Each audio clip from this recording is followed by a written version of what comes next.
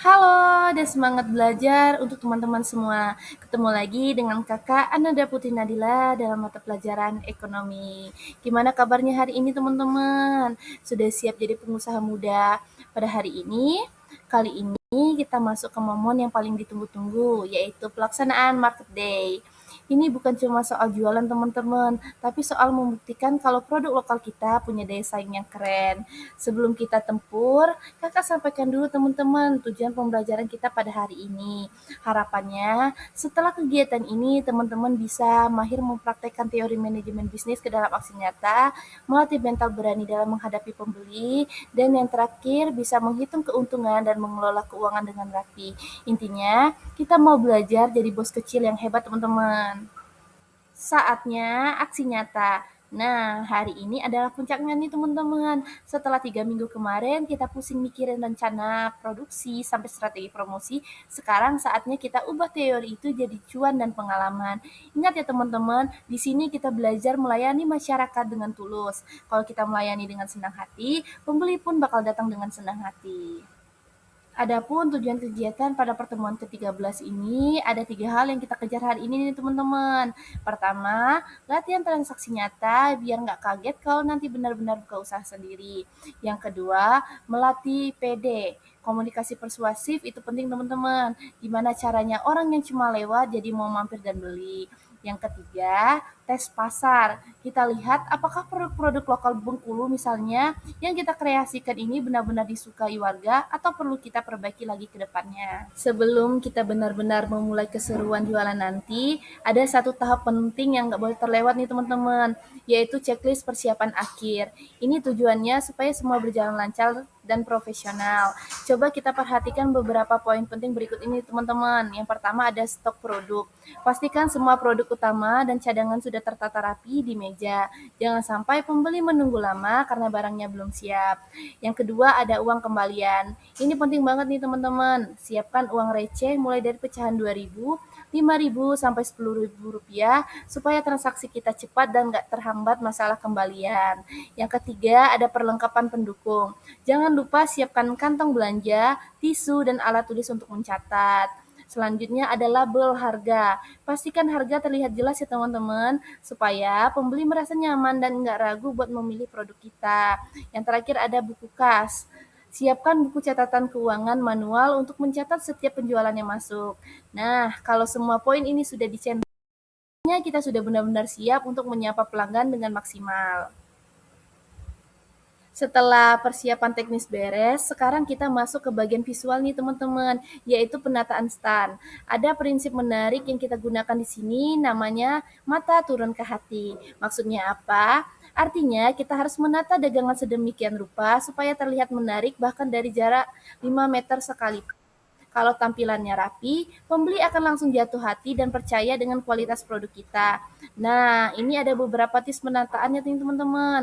Yang pertama yaitu pajang produk unggulan. Letakkan produk bestseller atau jagoan kita di bagian paling depan atau tengah. Ini adalah umpan supaya orang mau mampir.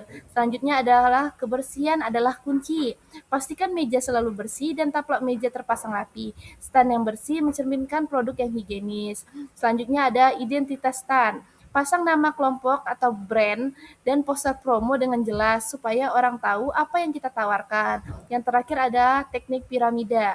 Tumpuk produk dengan rapi membentuk pola piramida karena cara ini bakal bikin dagangan kita terlihat melimpah dan menarik perhatian.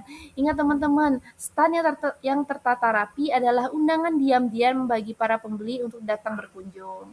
Nah, setelah stand kita terlihat cantik, rahasia berikutnya agar jualan laris manis adalah pelayanan prima teman-teman. Di sini kita mengenal konsep 3S, senyum, sapa, dan salam. Memberikan pelayanan yang baik bukan cuma soal menjual barang, tapi soal bagaimana kita membuat pembeli merasa dihargai. Berikut adalah 3 pilar utamanya teman-teman. Yang pertama yaitu jemput bola. Kunci utamanya adalah aktif. Kita sebaiknya tidak hanya duduk diam atau asyik main handphone di balik meja. Cobalah tawarkan produk kita dengan sopan kepada siapa saja yang lewat di depan stand. Selanjutnya ada responsif. Saat ada pembeli yang bertanya, Jawablah dengan jelas, jujur, dan ramah. Komunikasi yang transparan akan membangun kepercayaan mereka. Terakhir, ada menangani komplain dengan bijak. Jika ada masukan atau komplain, jangan panik teman-teman. Dengarkan dengan baik, tetap tenang, dan jangan ragu untuk meminta maaf jika ada kekurangan. Ingat, pembeli yang merasa dilayani dengan hati kemungkinan besar akan kembali lagi atau bahkan merekomendasikan dagangan kita dengan orang lain. Supaya yang datang ke stand kita makin ramai, kita harus pintar memanfaatkan dunia digital nih teman-teman. Zaman sekarang, jualan gak cuma nunggu orang lewat, tapi kita juga bisa menjemput pembeli lewat handphone. Ada 3 cara seru yang bisa kita lakukan. Yang pertama yaitu WhatsApp Story. Ini cara yang paling simple. Teman-teman bisa update status WA dengan foto keramaian stand. Gunakan kata-kata yang bikin orang penasaran atau merasa harus cepat datang. Misalnya, wah produk tinggal sedikit nih, yuk buruan merapat.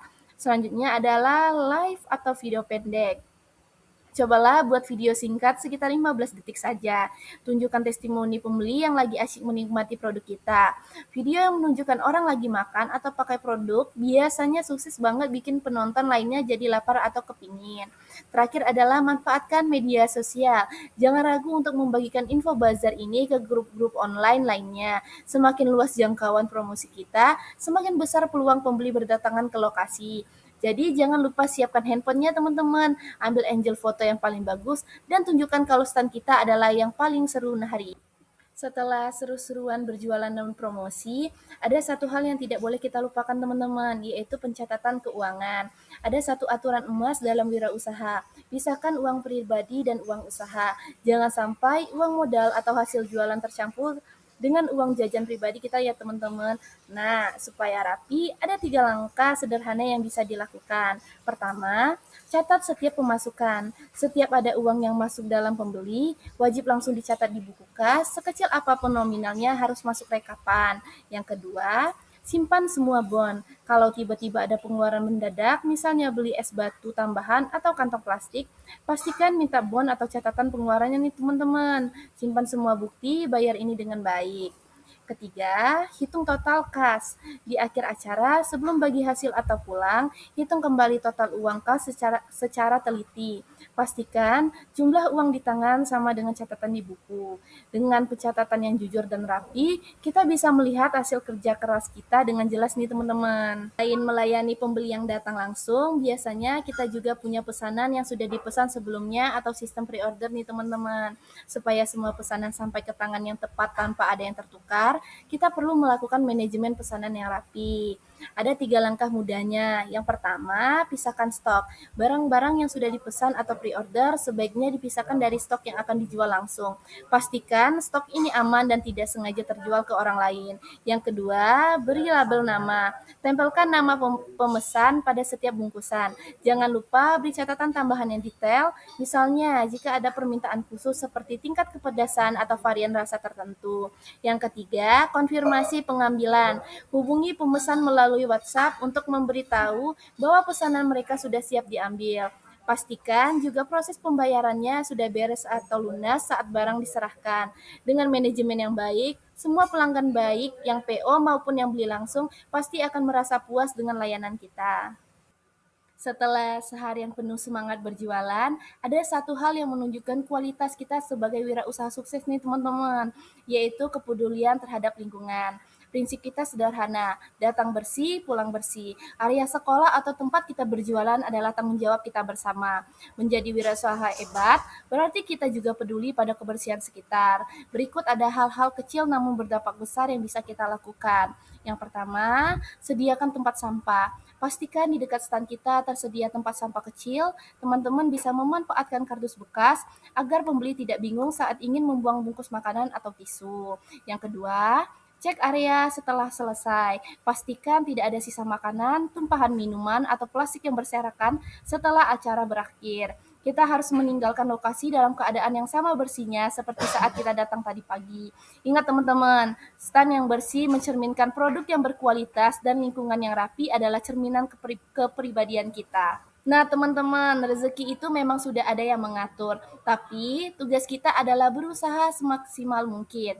Jangan pernah takut rugi, karena pengalaman berharga inilah modal paling mahal untuk masa depan kita. Sebelum Kak Ananda tutup pertemuan ke-13 ini, silakan buat teman-teman yang masih punya pertanyaan seputar materi hari ini, atau mungkin masih ada ganjalan soal perhitungan keuangan dan teknis jualan, langsung saja tulis di kolom komentar di bawah ya, atau japri.